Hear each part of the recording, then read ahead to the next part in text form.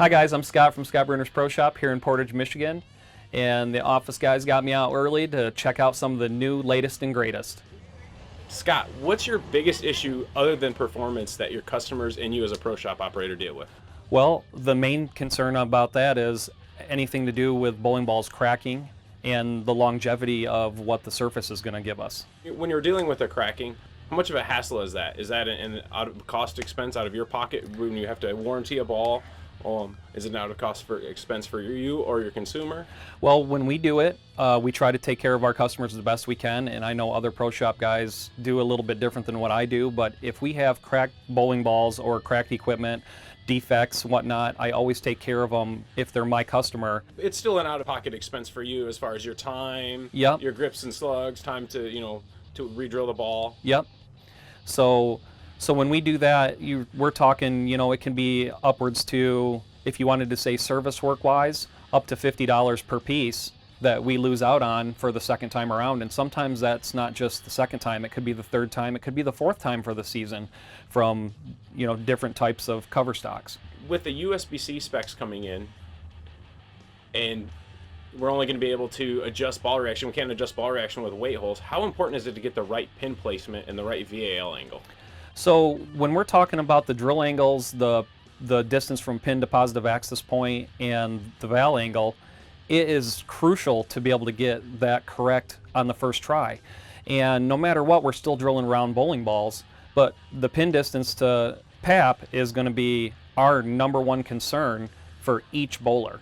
A lot of times that pin, depending on your customer and the reaction we're trying to achieve, that pin ends up right around the finger, right? So sometimes you have to adjust the finger, we have to move the pin up or down, and again, that's going to affect ball reaction. Yep.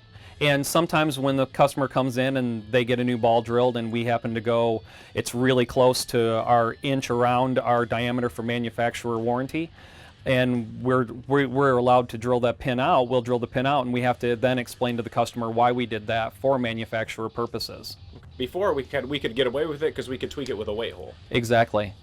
What if I told you we had a solution to all of your problems? I would say I want to see it immediately.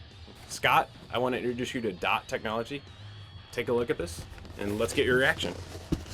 Let's check it out. The Fearless. That sounds like about what our pro shop is all about. The Brunner crew.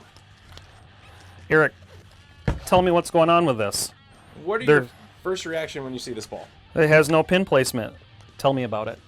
Well, if we take a look at Fearless, you'll notice the riser pin is 180 from where we would normally pin the ball. Okay, so how it's molded. Yeah, what we did is we changed the manufacturing process. The ball is going to be pinned from the bottom, and we still engraved the low RG axis with a circle or a dot.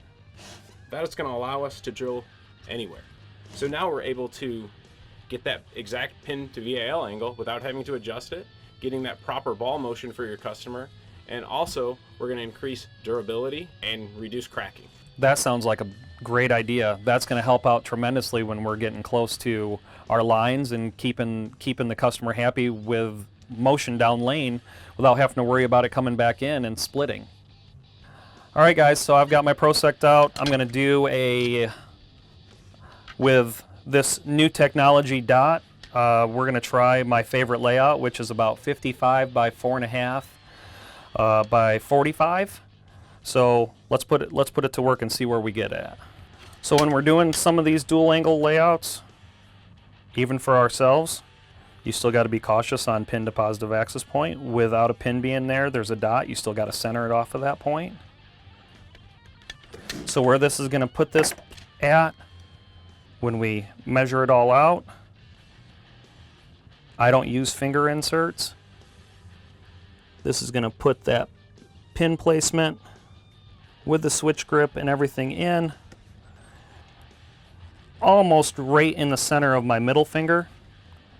And at this point now, I don't have to worry about adjusting it out to get the pin in the right location, so I don't drill into the corner of it.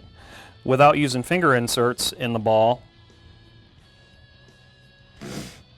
it's going to change it quite a bit. So let's get some holes in it. So if you guys can see where I'm putting this at, it normally would go right into the bottom side of the pin placement where my bit's going to be. And now we don't have to worry about that. So let's put some holes in it. Well, inside the hole itself, there's no bubble. There's no air pockets around the inside of it. It's straight ball material into the inner shell. And that's going to help out a whole bunch more with longevity. So Eric, I finished drilling this bowling ball into the dot, but not the pin, and it's just a clean cut all the way through. Tell me more about what's going on with the rest of it. Well, let's take a look at a half ball of Fearless. Fearless is going to be the first ball featuring dot technology.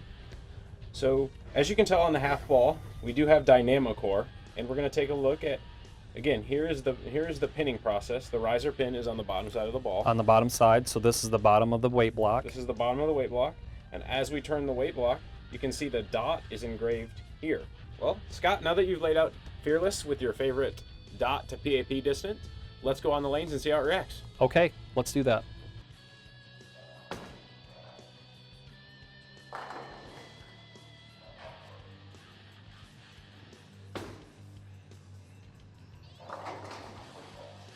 So the ball motion itself is really good. So with the ball going through the front part of the lane as clean as it gets through, and as well as it picks up on the back end, this is going to be perfect for everybody. This isn't going to just be a one-time ball. This is going to be an all-around ball. This is going to be a great league ball. This is going to be a great utility piece for tournament play when you're in transition. I haven't thrown pins around like that in a while. So the new dot technology looking really good when we have to get into different types of layouts and patterns, especially if we want to trick some stuff out and do any type of drillings that we want to with symmetrical or asymmetrical at this point without being nervous about having cracked bowling balls or cracked bridges. So now that you're confident in the performance, how do you feel about dot technology? Right now, it's looking like it's going to be a leadership in the business. That's exactly what we want to see. Us pro shop guys, we don't want to replace bowling balls every 2 months for our customers. And it's not just one manufacturer, it's everything. So we don't want to do that. And if we don't have to, that's going to make our job very, very easy. And the easier our job is, the better we can take care of our customers. I haven't even told you the best part. Because of dot technology combined with Dynamo core, we're able to offer an industry best 4-year warranty.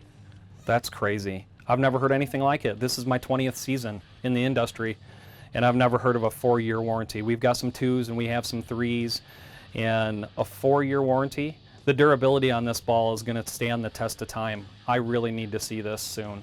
This is going to be really good. Scott, thanks for having us. Thanks for watching. Fearless and dot technology is coming this October. For more information, visit brunswickbowling.com. Thank you.